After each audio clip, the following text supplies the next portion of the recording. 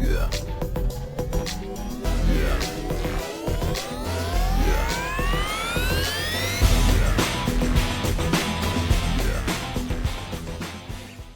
Hey, there you are. What's up, dude? Not much. Thanks for having me, man. Absolutely, man. Thanks for having me, dude. It's coming on. See, it's still all new.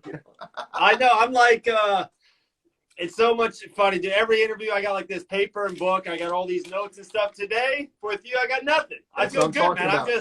I'm here for the ride. It's all on me, man. I'm so pumped about it. But let's get started. How did you get started in mixed martial arts, or even in media in general?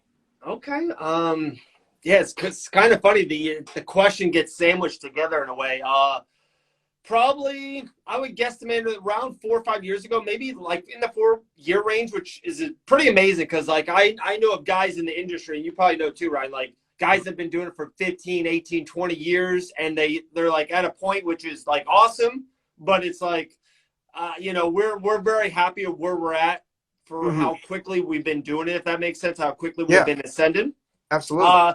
But long story short, I did a cousin of mine asked me if I wanted to do like a sports podcast with him. That's how it started. And I said, absolutely. We both New York fans and stuff of that nature. So I'm like, hey man, we could talk Yankees and LeBron James and Knicks, and we could talk about UFC. Like I've been a UFC guy for 15 years. You know what I mean? I remember watching the Ultimate Fighter Bonner for us, right? Like kind of like the token, UFC fan thing.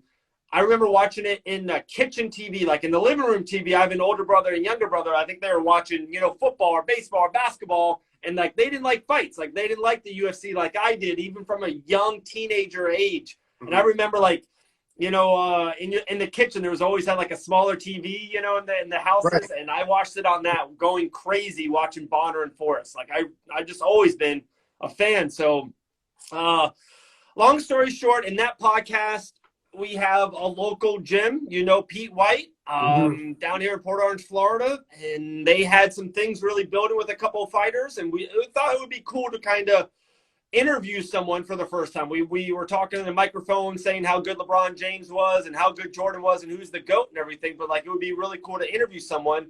And it's kind of hard. You can't really interview NBA players. You know what I mean? There's a really huge leap from interviewing those type of guys to, maybe in Daytona. Absolutely, man. 386 for sure.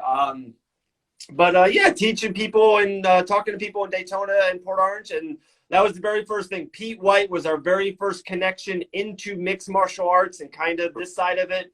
And like you say, the rest is absolute history. But that was the start. It was probably 4 years ago, 3.5 years ago, trying to talk with, Mike Beast Boy Davis, who was kind of on the outskirts of getting into the UFC. And it was like such a big deal to us for the very first time, and just kept on building. Yeah. It's funny you bring that up, and I forget about that sometimes, how hard it is to get in touch with the NBA, NFL, and yeah. MMA is so much more accessible. And I think MMA prides itself, well, at least it used to.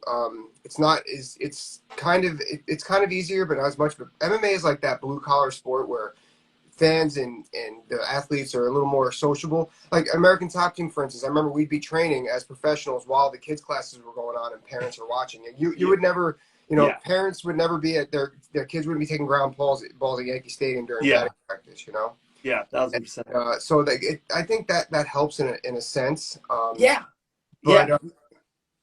was it? Oh, Pete White. So the craziest thing about Pete White, and I knew he was going to come up.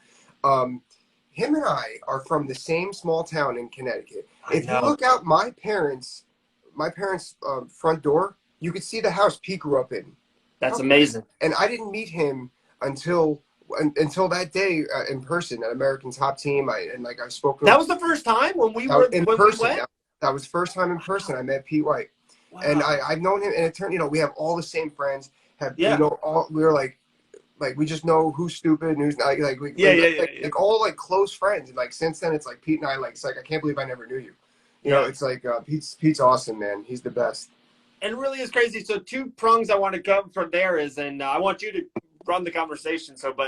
Yeah. it's amazing how knit the community is, the MMA community, especially here in Florida, where like everyone knows each other. And like you said, everyone knows the good apples and maybe not the great apples. It's like that. And then also I just talked to Lydia Warren. She's a uber prospect, Jackson Wink. Done the amateur thing, ready to go pro. Like, she's gonna be a stud. It would be no surprise if she's in the UFC within 18 months, 2 years, that kind of thing. She's absolute stud. And we talked about it, and it was on the podcast Monday, and I like, why is it so easy to talk to fighters in a way, or how, like, why is it the connectability? And she had the best point. She's like her own brand. Like, when you get drafted to the Yankees, like the Yankees set up that thing, and you become a Yankee, and you have Yankee jerseys. There's no Lydia Warren jerseys yet. You know what I mean? She needs to create her own brand, and that's why people, like, if it's Connor or Covington or Cejudo, they kind of do these, sometimes off-end things to kind of build their own brand. But, like, at the end of the day, that's what you got to do sometimes to kind of create waves. It's wild. And MMA and give and take, but MMA also, these fighters, we have a lot more to work with MLB and stuff like that. I mean, granted, the money's, there's no question the money's better, endorsements are better, but they're a little bit limited as to where they get their sponsorships and stuff. And that gives them the freedom to talk to whoever they want and stuff. And I think that helps a lot with MMA. But I also wanted to get into that day we met at American Top Team. So what was it like walking into a place like that? I forget sometimes, but like, I understand, like, if this is the mecca of mixed martial arts, like, what was it like walking in? I can understand it's not easy. And you walked in primetime training, I remember. It was one of the 11 o'clock. Yeah. So, it was awesome. Still, I probably, I've been there maybe 5 to 8 times. But the very first time, that was the very first time walking into it. And especially one thing I love still to this day, and it hasn't flinched yet, and I hope it never does. I'm still just a fan. Like, I still am just a fan of MMA, fan of the fighters, fan of, the almighty UFC, right? So walking into it, it kind of reminded me a little bit of walking into like a Yankee Stadium or walking into Madison Square Garden. It really was. It was this legendary feel. It was just, it's humongous. And I've been to a lot of gyms, especially in Florida before that. And, they're just like you think, they got the ring in the middle and they got pads here and something here and some bench stuff. Like, you walk into American Top Team and you look left and there's just so much, and it's straight. You got the big, huge symbol there, and you look to the right, there's so much. And then it's the octagon, and there's like all these little nooks and crannies. I was pretty blown away. Yeah, it was kind of still, I remember it still to this day. 3 years ago, something like that, 2.5, 3 years ago. It was the UFC was at BB&T Center. Okay. Yeah. And it was just, it was pretty legendary for sure. I used to make a point to remember where I was, look around, and I used to make a point to take that. I'm not very good with being where I'm at, but I used to make a point to do that every once in a while at ATT. Yeah. And I proposed to my wife in the cage. There you go. I met her at the gym I was teaching. I had a rule: don't fraternize with the members while I was teaching the fitness class. Of course, I was like, all right, well, I have to marry her now, Yeah. So then we were doing a photo shoot because she's a yogi. She's really into yoga, and she wanted to do a photo shoot. And like, I was running out of ideas anyway to propose. So I was like, all right, well, there's going to be a camera there. So I ran it. I'm like, all right, cool. That's a good idea. So I'll bring the picture up. I'll take a picture. I'll snap it. Yeah, that's awesome, dude. That's awesome. Yeah. So that place, and I remember there's so many things there. I remember what's another one? Oh, when Hyder beat Vincent St. Luke for the Ultimate Fighter. Okay. I'll never forget that. I remember it was a Friday afternoon, and I remember I didn't go to a big school. I didn't go to a big school. I mean, I wrestled in college, but I didn't graduate. And then I went back later in school. I went to Broward, got my degree. But I didn't go to a big school. And I remember when he beat Vincent St. Luke, it was the Ultimate Fighter. I remember it was a Friday afternoon. I remember thinking, people around town, they're at work right now. They have no idea what's going on. And this round, winner takes all. And you just got both gyms like just just going crazy. And I remember when Hyder got his hand raised, I remember John Hartnett. I just grabbed him and hugged him, and like everyone was just going crazy. And I remember this was like my alumni bowl game moment. Like, I was like, this must be what it's like to go to a big school and they just won a national championship. That's what it felt like. Like, that's what the old gym. I mean, the new gym's amazing. The fighters, we love the old place. Like that was a gym. And it's so funny you say that because, for one, like that moment you're talking about is probably in my top 5, 7 favorite MMA moments of all time. Mm-hmm. It was easily the best Ultimate Fighter season ever. Mm-hmm. It just had like the team camaraderie of it is so cool. Like I've always said, I don't know why the UFC doesn't do it more. Like, why are they not doing Team Alpha Male versus ATT on a UFC pay-per-view? Why aren't they doing Jackson Wink versus Sanford MMA? Like, they would just be really cool. Just something different. Like, every pay-per-view, hey, I know there's a middleweight championship, and then next 2 weeks from now is Jorge, and now after that we got Volkanovski and Korean. I know, but like once in a while, once a year, just to maybe do a all-female card or all heavyweight card. A contender series. Just something unique.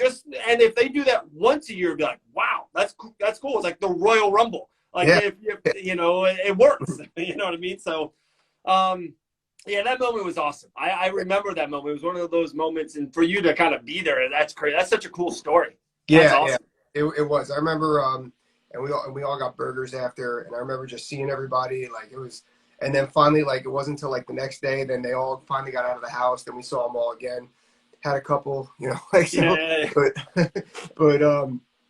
no, that was amazing. That whole thing was really cool. So my next question for you is: do you have a favorite interview? Have you had that one you had? Have you done a favorite interview? I've never been asked that before. I don't know, man. It's kind of crazy. I have a couple that just kind of pop in my head, and you probably know this more than also too, is like, at least for me, I'm such a connection guy. I'm such a, like, it's funny how, like, Jillian Robertson, her fight got broke, literally 3 hours ago, and we talked on the phone beforehand. Like, I would never thought I would do that, but like me and Jillian I can say it, we're like friends. Like, we talk on the phone. We actually have something cool kind of in the mix right now that we're going to do together. But it's like, when we, it's awesome when you can connect with someone. It's like, it's a better interview. It's not an interview. We're just talking. We're having a conversation. So there's just lows immensely, but the two that really kind of in my head, one is Jacob Kilburn. When he got, we kind of broke the news to him that he was going to go into the UFC. He fought for under Dean Toole's promotion for Island Fights and UFC Fight Pass, won 2 big fights. And we all thought he was like, going to get there. We all thought he was going to get called on a short notice or contender series fight. And Dean Toole got the call like he was going to get the short notice fight. So we were talking off air, and I'm like, let's do something fun. Like, let's break the news to him in a fun way. And it was like Dean's idea. He's like, dude, let's Dave, call him. And it was like, I remember it was a UFC pay-per-view coming up. He's like, just talk to him real quick for 2-3 minutes, and then I'll come on, we'll break the news and have fun with it. So we did. And he was totally shocked. We literally was a podcast with, your dream is to fight in the UFC and get that contract. And we broke the news to him literally on an interview podcast. That was pretty cool. Cool. And then secondly, and you know this, and you talked to him a couple days ago, and I got the picture of it right here. I'm a Game Bred fan 5-8 years ago when it wasn't cool to be a Game Bred fan. I remember when he fought Cowboy Cerrone, and Cowboy and his name and all that, and I'm like, no, like I'm rooting for Masvidal. There's like the 3% of us. And then that was right before his Game Bred Fighting Championship, his bare knuckle MMA, first event ever.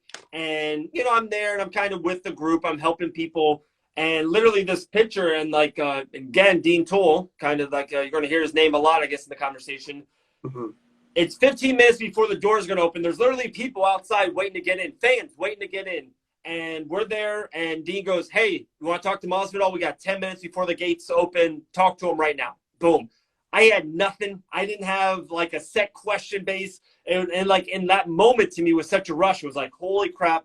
I'm talking to me, my favorite fighter. I'm talking to a legendary guy. It's literally 10 minutes before his first ever promotion opens up. It was just like all these things. It was so cool. It was just like, wow. It was a pinch myself moment. Man, I get so happy thinking about George because I've known him for so long. Yeah. I remember, like, I don't know if you watched the piece with him, but we were just like, I remember training. I remember there was 2 times where I felt, is this right for me? That's the best way, like mixed martial arts. First time was sparring George. He was so fast and so powerful. Like, I thought he was mad at me. But no, he was just training. Like, when I first came down at ATT. So that was one time. Another time, I was training with Tyron Woodley, and he was so explosive. Yeah. Like, and like, I'm a wrestler, and he was so explosive. I mean, like, if this is what it's like, I don't know if I got what it takes. You know, obviously these are two guys that are, you know, Yeah. I mean, I knew at the time that I was at the best place, but I had no idea where I was at. So I was like, it's all right, you know, it's all right. But George, he's just himself with the volume turned way up. And like, he's been like this since I've known him 12 years ago. Right. And like, I brought up in with the Game Bred Fighting Championships, like, this is how he got started. Now he legitimized it for so many people, and now I they know. can do it and have a So place, cool. make money. You know, like, Yeah. it's great. Like, it's amazing. It's so cool. Like, imagine, yeah, like, and that's kind of like, yeah, that's a dream for me. Like, Mhm, I was a struggling podcaster, if you want to say, and then mhm. and before Fight Bananas started getting a little bit bigger, and like now, it's really cool that we're bringing on younger talent. Like, we're bringing on a couple guys under the banner. Like, there's this kid named Josh Byers. I hope everyone looks him up. Dude, he's good. He's so good, and he's so young. He's probably, I think he's like in his low 20s, and he reached out to me a couple months ago. He's like, man, he goes like, I love what you're doing. I would love to do that one day. I'm like, well, love to do it. Do it. Like, Just, you know, yeah. well, what's holding you back? He's like, Mhm. well, you know, I maybe this and this, and maybe I can't. I'm like, no, like, we'll make that happen. Like, if you give me the will, if you act on this, I'll try to help you in any way I can, try to guide you. And now he's doing it, and he's doing tons of shit underneath our banner. Guy's awesome. He is so good. His questions and how he communicates, he's really good. And it's awesome. It's like, it's kind of cool that we're like, wow, like, I'm kind of the older guy, the older vet, and I'm trying to help the younger guys. It's pretty awesome. And it's just do it is. I didn't know that that was an actual thing. I thought it was Yeah. just some Nike put on their shirts. You know, No. Dean Every. Thomas is like a big brother to me. I was telling him when I wanted to get into this, you know, because I wanted to do some stuff back in MMA. Like, I'm completely removed from MMA right now. You know, I have a full-time job. I'm not coaching anymore. Like, I gotta do something. Like, and this is always something I spoke about with him. Dean's done stuff like this, and he's like, Ryan, just do it. Just do it. And you just don't be afraid. You're not a person who's afraid. Just do it. I'm like, you're Yeah, absolutely. yeah, And that's exactly what I'm doing. This is on my phone right now. I got a couple iPods, and I'm learning as I'm going. And you know, yeah, yeah. next week is going to be better than this one. You know, Yep, so yeah, yeah, it's yeah. actually, I, I go ahead. I'm the same way. I'm the exact same way. I was the same thing. We kind of talked off air about it, and it was just like you literally just start, you just do it, and then, you know, you pick up things. Oh wait, you know, yeah, it would be, maybe it'd be cool if I had a little intro, a little 10-second, 12-second thing, or it would be cool to, you know, the volume could be this. Like, dude, we just got this a couple months ago. This beautiful, like the shrew mic, like the legit good shrew Mhm. mic.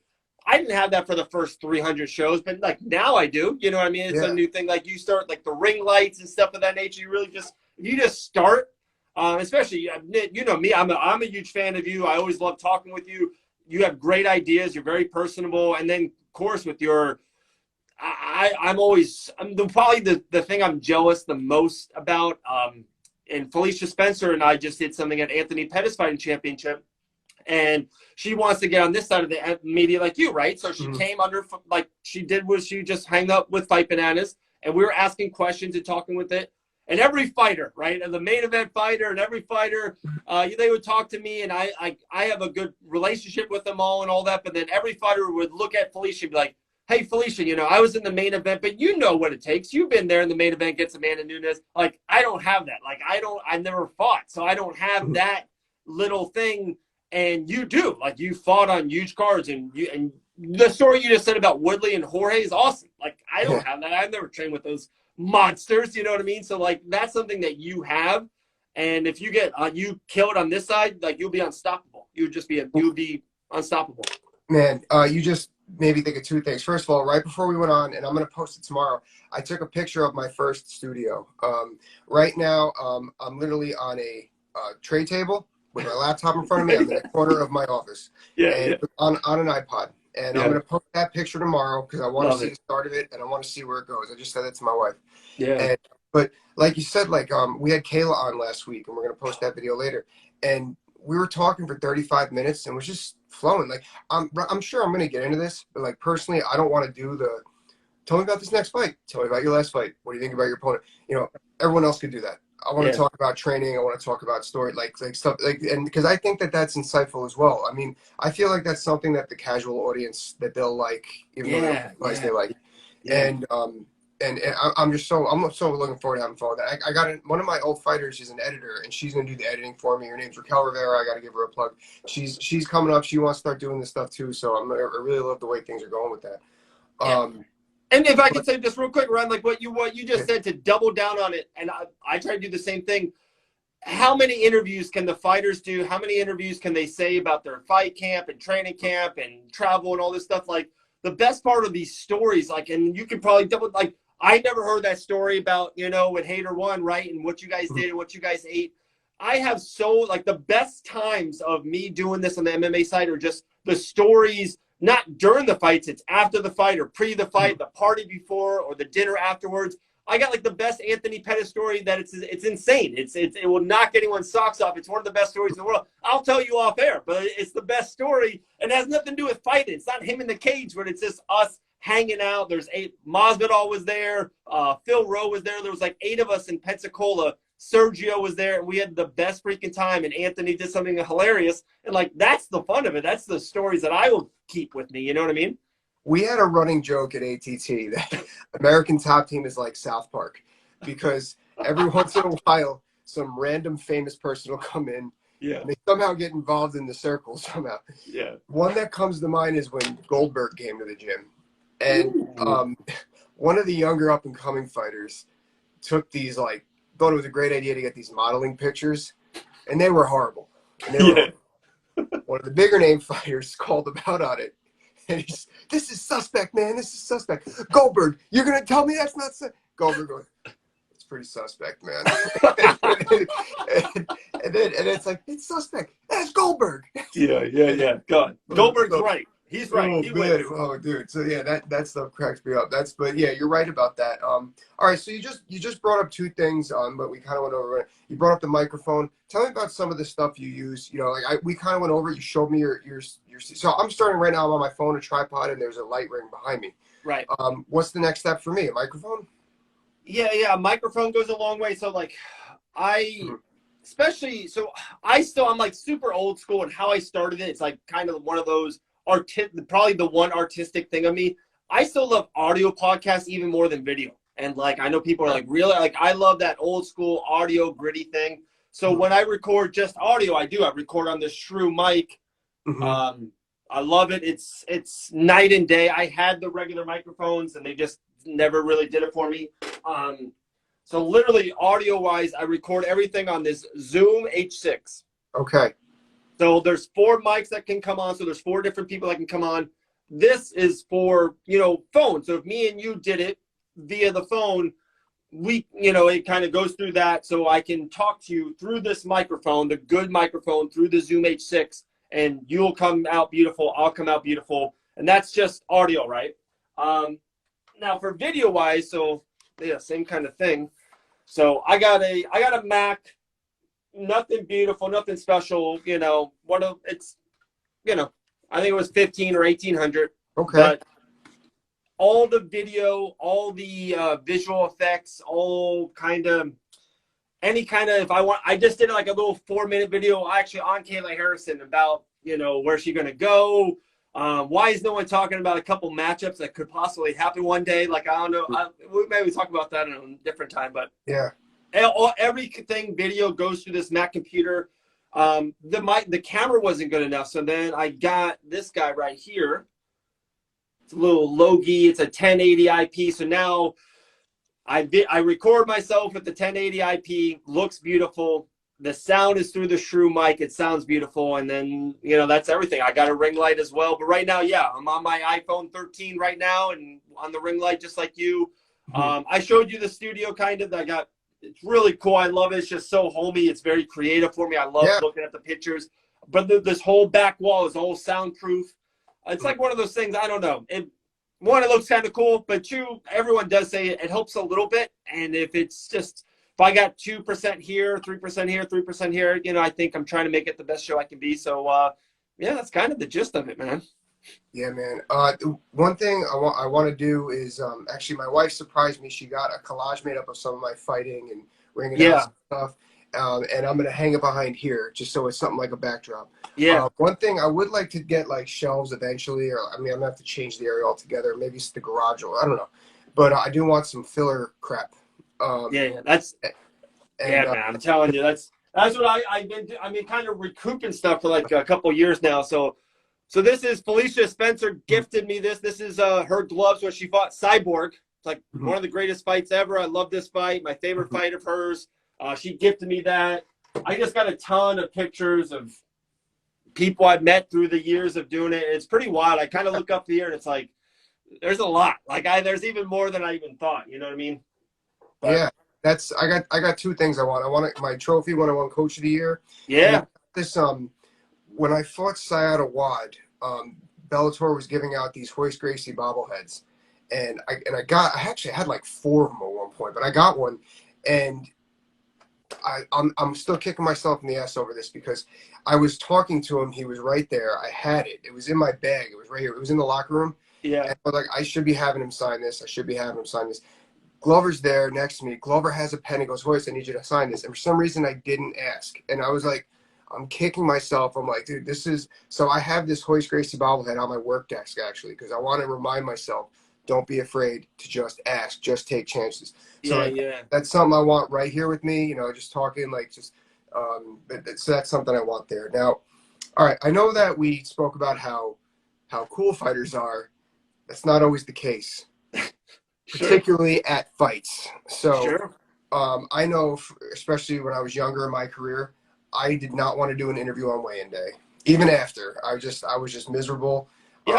I know of definitely times where I was like snarky or short with probably some poor kid just trying to come in here and do something. And on top of it, what fighters don't realize is I mean, I knew this, and I learned it even more so when I was on the ring announcing side of it, is you got to give these people something to talk about. Like otherwise they're going to make up their own thing, or if you give them something bad to talk about, they're going to talk about that too. Now, tell me about, have you ever had to deal with, or real quick to double down on that. That's such a great point because I'm doing commentary now. I absolutely have the bug. I love it. I want it. Like, I think if you said right now, Dave, in 3 years, are you going to do podcasts or commentary? I think I'm going to do commentary. I absolutely love it. It's incredible. There's nothing like it. Live fights in front of you, and you are literally saying the music of the art that you're seeing in front of you. So it's so funny you say that. So we did that last time. To bring her up again, Jillian Robertson and myself, we commentated on Island Fights, and we did the pre-interview things, right? So we got each fighter, main event, Coco. So if one fighter was personable and talked to us, told us a funny story, told us they liked us about this and this and this, it's like, oh, wow, we got a whole page. And then one fighter, we tried to talk to him, and it was just, nah. Who do you think we talked about for 7 minutes in the fight? Even if they're losing, the guy's losing. It's like, but man, he's got great character because we know he's got a family of 2, and he's trying to win for his wife. It's like, we can only get what we can get. So it's so funny you say that. It just happened a month ago. Mm-hmm. And the audience picks up on that. Oh, he's a good guy. He talks about his family. Yeah. So, and the audience also picks up on, oh, he was a dick when he was trying to get weight, and then they don't know how bad cutting weight is, so they don't understand that either. So it's like, so he's just a dick in general. Like that's how that is. Right. But all right, so we can get back to talking sports now the business is out of the way. No, so you were saying the question you were going with was there a fighter ever kind of not great to us? Great to me? Well, have you ever been in that situation or at fights where you're like, man, whatever, we can do this later? And honestly, I bet more often than not, it's probably not big names. It's probably this young up and coming kid. It's true. Like, I probably won't call out anyone by name, but there's been, like you said, it's a lot more of the, I don't want to say flash in the pan, but a lot more of the fighters who think that they're going to be world champion one day and they never make it. There's that. But then the one funny story, because I think I can say because we have such a good relationship, and Jillian was at GOAT down there in South Florida, at GOAT Shed, right? And it was probably 6-8 months ago, and they offered her a short fight against an opponent that we can say unnamed. She really wanted to fight, right? Mm-hmm. She's coming off of COVID. She's kind of coming off of like traveling. So she's not in the place where she wants to be for this fight, right? Mm-hmm. So she's at GOAT, and I think it was like a Thursday, and the fight was going to be on the Saturday. So like she kind of really needed to see where she was at because you fly out on Tuesday, that week is kind of gone. It's like this is the day to say, yes, we're going to take it, or no, we're not going to take it. Right. So she goes in there, and let's just say she doesn't have a good time. She's off. You can just tell she's probably slower than she wanted to be, and she's not happy, right? Mm-hmm. So little old dumb me, who I know Jillian wants this fight, and they call her the Savage for a reason, right? So little old me, like I try to go up to her and be like, oh, it's okay, Jillian, you'll be fine. Like I'm just trying to give her a pep talk. She fucking daggers. She throws these, she's like Superman with eye daggers. Mm-hmm. And she's like, she says something funny, snarky, like, Dave, not right now. I don't want to hear this shit or something like that. You know what I mean? And it's so funny because like now we're such good friends, but at the time we're like, damn, I'm like, I'm sorry, Jillian. Like I saw it in her, like how just disappointed she was. She wanted the fight so bad. She probably still would have won the fight. She's such a savage, but like she just knew she wasn't right. She knew she shouldn't have took it. Short notice, probably a little bit overweight and just not feeling good coming up with COVID. And so that was the time. It was really funny. Just snapped. You just made me think of a time with Jillian. We're doing strength and conditioning, her and I, and this was like right before my last fight, I think, and she was just emotional. She just got off the Ultimate Fighter, and that's a big fight for them, Yeah. have that fight, because that's a cut 'em, take 'em deal. Yeah. I get it. There's a lot of pressure, cutting weight, and all that stuff. So she was a little emotional, and I remember I was at this point, like I had over 25 fights. I'm like whatever, I wasn't sure what direction I was going in my last Bellator fight, but I knew that there was a good chance that this was probably my last fight with Bellator by the way things were headed. And I remember I'm like, got to handle it. Got to figure things out, whatever. And I remember, but her and I are just working out together, and she's like really emotional. And she said something along the lines of like, I'm getting there in age or something. And I'm like, how old are you? Yeah. 22. Yeah. I'm 30. And I'm like, I know. I think I've hit my stride. Yeah. And then afterwards, she was kind of laughing about it. But no, it's tough. It's tough when because like part of the thing is with that, and like this is a little off topic, like your one career is your whole season. Like you can't go 0 for 4 and expect like you if you go 4 for 4 you make your full money. If you go 2 for 4 you get half. And if you go 0 for 4 3 for a whole series, the UFC cuts you, Bellator cuts you. Yeah. So it is very nerve-wracking. Your career is your season. So it is tough. It's tough. That's the best I could say. I mean, there is a few people, that have a little more give, and that's the other thing. But actually, that analogy that I'm bringing up now about how your career is your season is fans got to realize too to protect the top level fighters now. Like if number 8 upsets number 2 somehow, everyone's number 8, you deserve that title shot. It's like, dude, this guy lost 2 fights ago. Right. And like. I like to think of that as like, let's say if the Yankees are 5 games up over I don't know who sucks over Baltimore, and then they get swept 3 games in Baltimore. Yeah. And they're still 2 games up on Baltimore. That doesn't mean they don't come here just because they had a good night. So like that's something that I wish fans would take in consideration. Well, I'm sorry, that's where my head goes. No, it's fine. And Ryan, like, how much do you think? How many times? Let's just say Jorge again, right? Like Jorge Ben Askren, Jorge Diaz, and Jorge Till that year, one of the best years in MMA history. Oh yeah. What are the odds if Masvidal and Till fought 10 times, or Masvidal and Askren fought 10 times, or Masvidal Diaz 10 times? Like there is a way, and you and I talk about this. Mm-hmm. Masvidal's our guy, but tell me if the knee doesn't go the right way. And dude, everyone kind of shits on Askren now. Askren was a killer for like 8 straight years, never lost, who just defeated Robbie Lawler, another guy you probably know very well. Like, dude, Ben Askren can handle himself, and especially if that didn't go right, and Ben Askren's on top, and he's kind of doing the grapple and ground and pound thing, that fight could have went south real quick. I think Masvidal was the underdog in that fight, if I remember right, going into it. So it's like, you know what I mean? Like, it's amazing how people don't think, like, it's crazy that people – Whitaker loses to Izzy, and now everyone just wants to shit on Whitaker. It's like, dude, he's the second best heavy middleweight in the world. You go fight him, Yeah, but yeah. Just no, it's like it's just this is still, even though it's a fight, it's still a sport of, like, football's a sport of inches, baseball Yeah. quarter inch this way it's a strike, quarter inch this way it's a ball. In MMA, quarter inch this way it's a slip, quarter inch that way you're getting knocked on your face. Yeah. Or like in football, you're gonna move the change. We got to move the change by slamming people. Like, Yeah. it's just, people got to think of it more in that aspect. Like, I remember it got to like my 15th fight, and unfortunately 14, 15.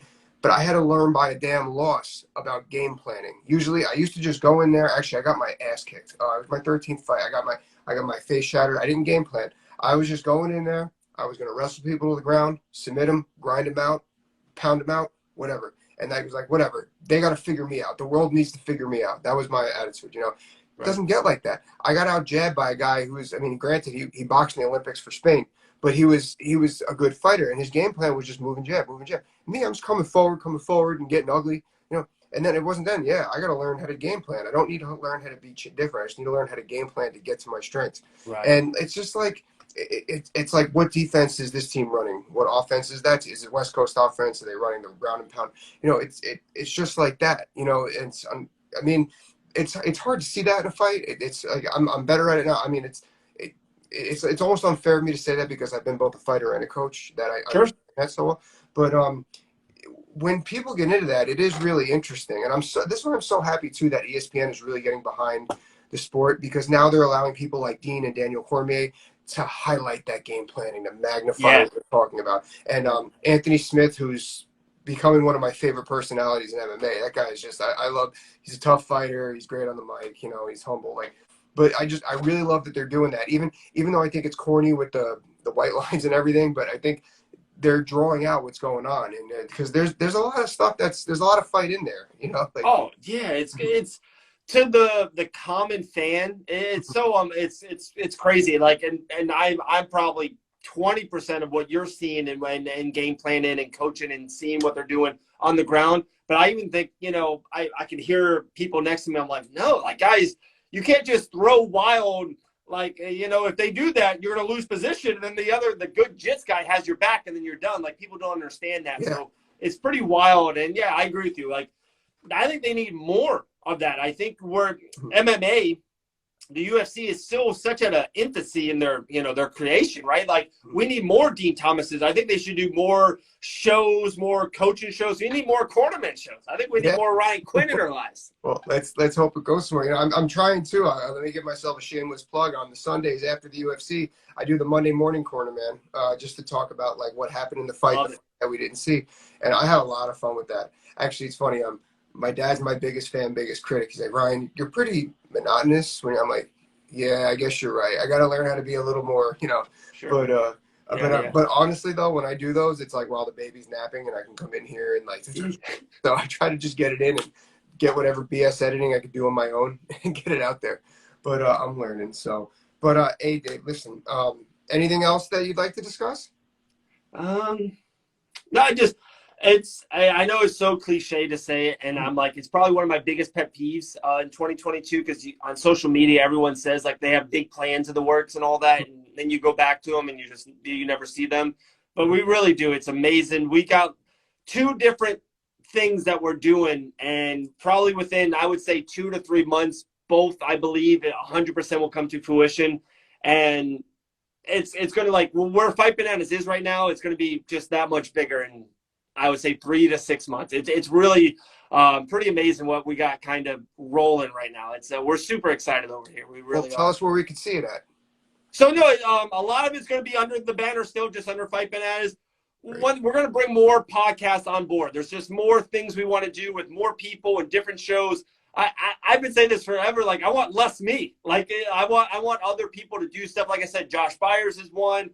We have a guy, Aaron the Dog, that does great betting previews. He is amazing. We're going to bring fighter. We're going to do something with Jillian. Jillian Robertson's going to be coming on board and doing something for us. So we're going to have different shows. I'm actually talking. Hey, there's a Paige that just joined us. She's going to be doing stuff with us. She's going to be doing stuff behind the scenes. Maybe we're going to be going to more shows too. More shows live. More boots on the ground, covering shows. More kind of Fight Bananas around America. It's going to be super exciting. The big thing might be like literally changing bios. So we might have to change bios with a couple big letters. We're pretty excited what might happen soon, man. Awesome. Well, I can't wait. You know, big fan of your show. Thank you so much for all you do for the sport. Appreciate it, dude. That's all we got for tonight. Again, enjoy your evening, everybody. Keep tuning in to both of us. Yeah, I mean, I'm sure we'll be talking again on one of our channels, but I'm super happy to cross collaborate with you. Absolutely, man. Come back. I'll love to have you on, and we'll do some more for sure. Fantastic. All right, Dave. Hey, brother.